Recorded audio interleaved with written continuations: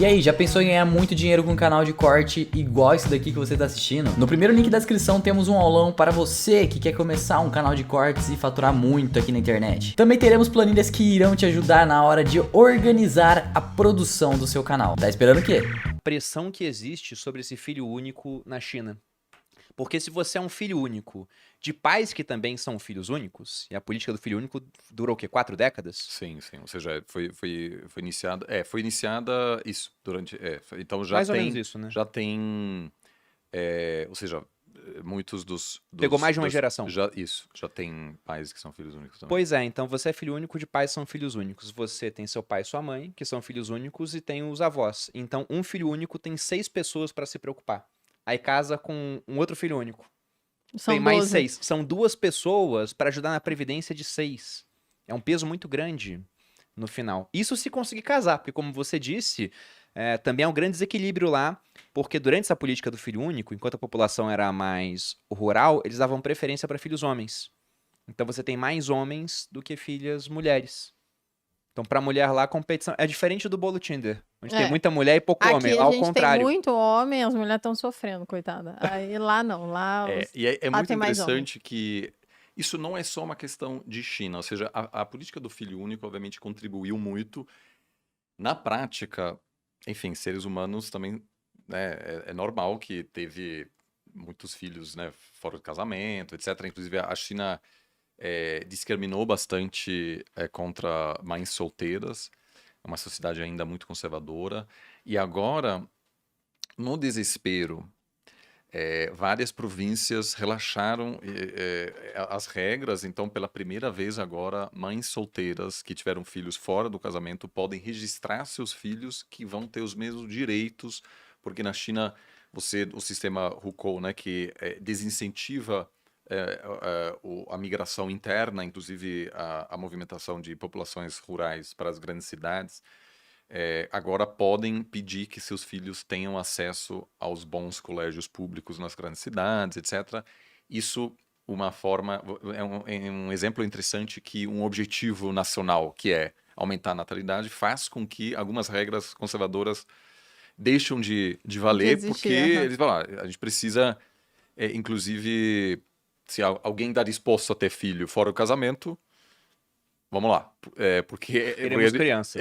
a gente precisa de Não crianças. tem problema, pode Exatamente. fazer. Então, assim, isso é uma questão muito, muito interessante. Também tem muitos incentivos, não só da China, mas também do Japão, da Coreia do Sul, que todos sofrem com baixa natalidade, que é também um produto desse grande avanço econômico. Porque é normal, você acaba deixando de ser um país pobre, e em vários sentidos o país é um país de renda média, mas se você olha para as grandes cidades, é um país rico também. Então, o que acontece? Você também vai ter muito mais mulheres que entram na faculdade, que acabam tendo carreiras, você não tem mais esse desequilíbrio de poder no relacionamento. Então, e como muitos... Eu tenho várias amigas chinesas que não casaram porque estão falando, os homens são muito conservadores, eu quero fazer carreira. E muitos dos homens que eu conheço não aceitariam que eu ganho mais do que eles, etc.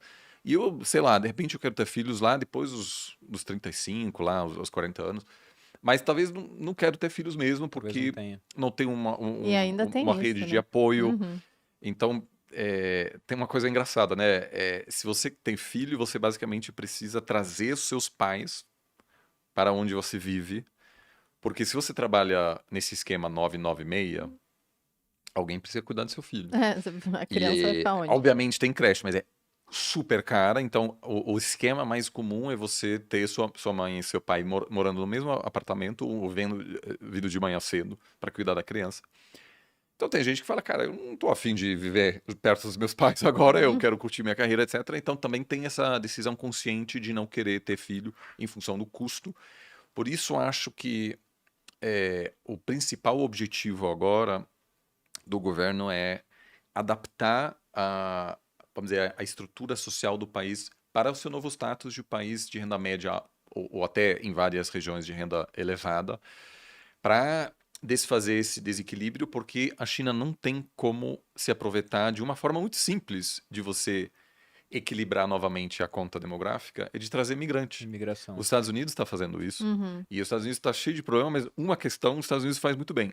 Consegue atrair pessoas brilhantes, que estão Sim. dispostas a ralar loucamente e que dão vamos dizer, um dinamismo à economia americana que é muito maior do que qualquer país sem imigrantes, porque essas pessoas não têm nada a perder, né? Você morou nos Estados Unidos, né? Eu fiquei 2 meses lá.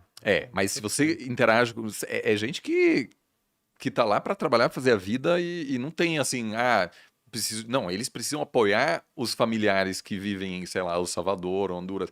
Então, são pessoas que trabalham muito, que são Muito. empreendedores. As grandes empresas americanas, né, uma boa parte foi fundada ou por migrantes ou pelos filhos dos migrantes. E você pega a tecnologia hoje, todas têm um CEO indiano. Então, e muitos são migrantes mesmo. Aliás, é interessante que os migrantes indianos é o grupo dos migrantes que tem a maior renda per capita em comparação com todos os outros grupos, inclusive que é maior do que da população americana. Que interessante isso. Os indianos estão no topo, né? Mas vários outros grupos também muito bem sucedidos. E a China não consegue se aproveitar disso, porque tem um mito de uma sociedade totalmente homogênea, até mais homogênea do que os próprios chineses. Se você viaja pela China, você vê muitas diferenças. Porque é 1,4 bi de pessoas em milhares e milhares de quilômetros, então é claro que existem divergências, inclusive culturais, linguísticas, muito grandes.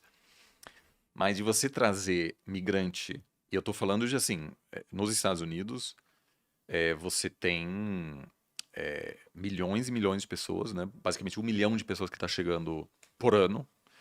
E em alguns estados, mais de 15% da população nasceu fora do país.